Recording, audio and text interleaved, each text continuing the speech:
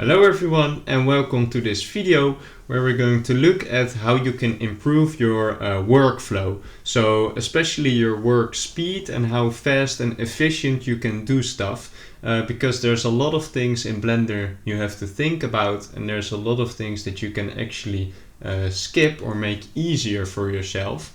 And in this video I'm gonna show you the things I do to get an efficient workflow. And with this workflow I make art in 1 hour. I'm able to make these pieces I'm showing here in a single hour, and I think that's a pretty efficient workflow if that's the result you can get. So I'm gonna explain to you how you can get this as well with my first facecam video. So hello everyone, this is me, and for that I'm going to open Blender. It's gonna load for a bit. And the first thing is, as you can see, when I open up Blender, there I am in this screen right here, instead of in modeling with just the default cube. And this is how yours might look if you haven't done what I'm about to tell you. And that's the first thing we're going to talk about, and that is the save startup file. So you can change the way Blender starts up, and that's how I made it, that when it starts up I want it to be in shading with my asset browser open, the shader editor open, and I want it to be in Cycles render engine GPU compute. So what you gotta do to make this work for you is think about what is the ideal Blender setup that I want. Basically, if you open Blender, you always do the stuff and then you can start working. Okay, you can now make that your startup file. So imagine you're always working in Eevee and you want a couple of settings turned on like this, and you want to turn that on, and maybe you want your asset browser to be on 3D assets, and in the world settings you want a HDRI every time you load it up, instead of let's say on default it is background. So when I'm now going here, this is basically background lighting, and when I set it to my HDRI you get a bit more dynamic range in your viewport, which I like more. So that's my basic setup for lighting. And when you think, okay, so I got this, I got that, and I want the UV editing, I only want these two, and for rendering I want a couple of things. Okay, I'm happy, this is exactly what I want the file to be when I start it up. Then you go into File, Default, and then Save Startup File. Then this will be your startup file, exactly how it looks right now every time you start a new file, and that's going to speed up your workflow a lot. So that's the first thing you will do. So now if I load it up again, this is my starter file, and I can just press render view and start working straight away. And the second thing I use to get a good and speedy, efficient workflow is use my asset browser a lot. So basically anything I need is in my asset browser. If I want textures, I use my free Polyhaven add-on, which you can find. I have a video on that, how you can get this for free, and it basically has every texture you will need. And if the texture you're looking for is not in here, you can always look use the Blender Kit add-on, which is also free and in the same video, because this one has a lot of materials as well which you can use. So with both of these you will pretty much get what you're looking for. Let's say I want this aerial sand, you can even set up displacement with a single button, and then you can just easily adjust it. Another thing I wanted to come back to, and this is for the first tip I wanted to add, is that maybe you have a pretty slow computer and you want your basic render engine settings to fit your computer. So I have a GPU, very good GPU. Maybe you're rendering on CPU. You can get a lot of settings that your viewport is a lot faster, even when you're on the CPU. And I'm going to make a video about that in the future. So if you're interested in that, please subscribe or something, or make sure that you can watch that video when it comes out.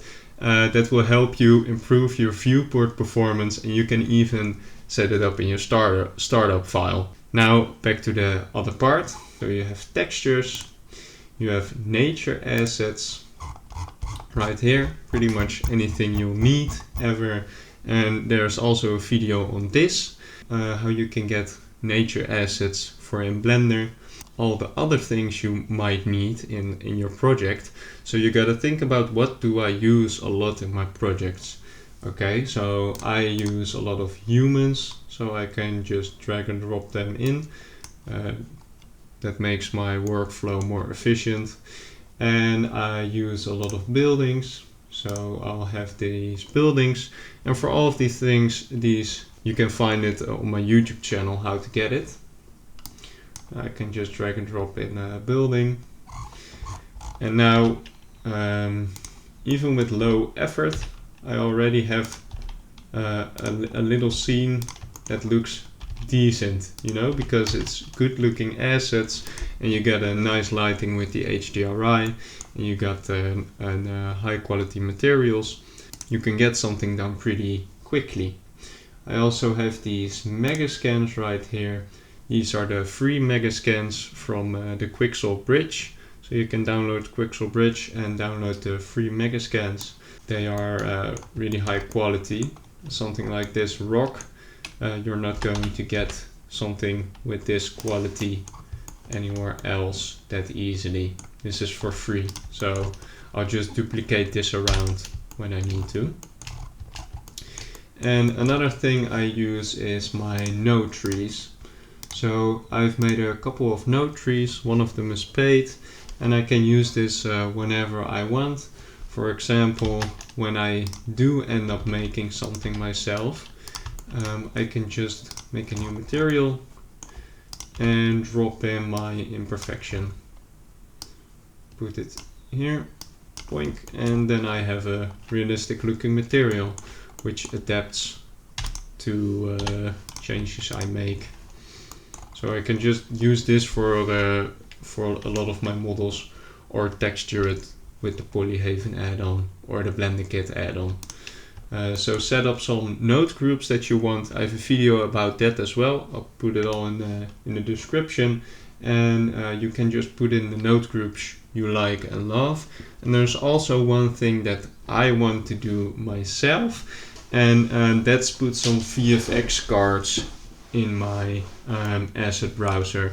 So for example, this render right here, this animation, there's fire in the animation, and it looks really good. It looks like a super good sim, but it's actually not a simulation, it's a video. For example, fire, small fire. This is the fire I used, I think.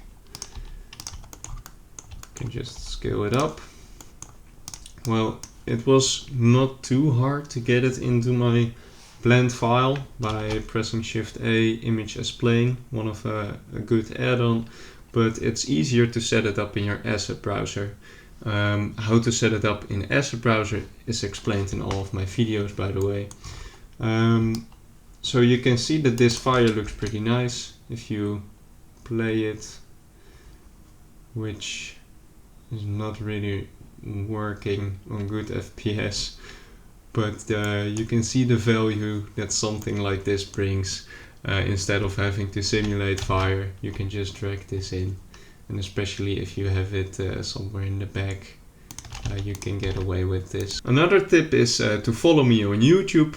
because everything I explain and my whole workflow, you can find it all on YouTube. I have all the things on YouTube, and you could even join my Discord where you can ask for help, or you can ask me questions, or you can suggest a video you would like.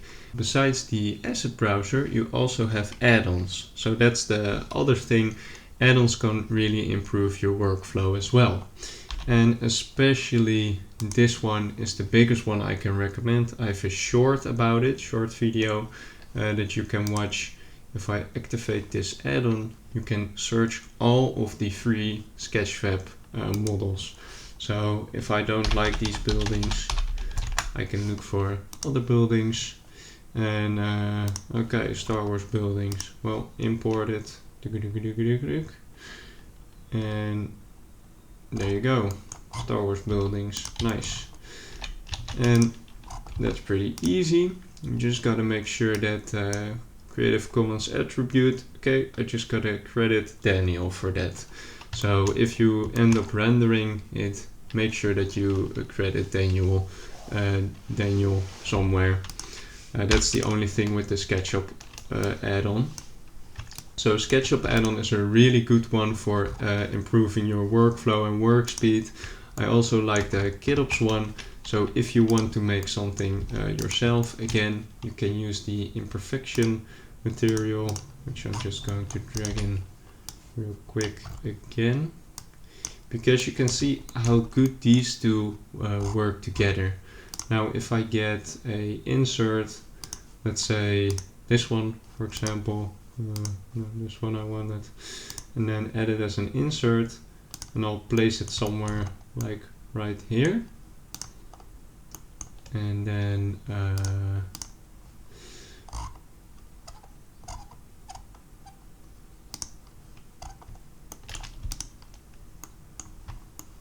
convert it to a mesh, and you can see it fits into the mesh, and you can get a lot of detail in there pretty easily, even with my procedural node adapting to the change you made, so it will look realistic with the nice material.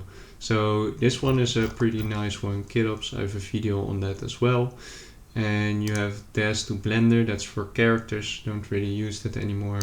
Flip Fluids is a paid add-on, and of course the Botanic and Traffic add-on, which are really good for cars and nature assets, but we have plenty of that in cars, or also in Sketchfab, and the cars can also be found in the Blender Kit add-on. So you can pretty much find anything you're looking for. You just gotta credit them if you use SketchUp. All within Blender, don't have to leave Blender at any time, and that's just really helpful. Thanks for watching, and I'll see you next time. Bye!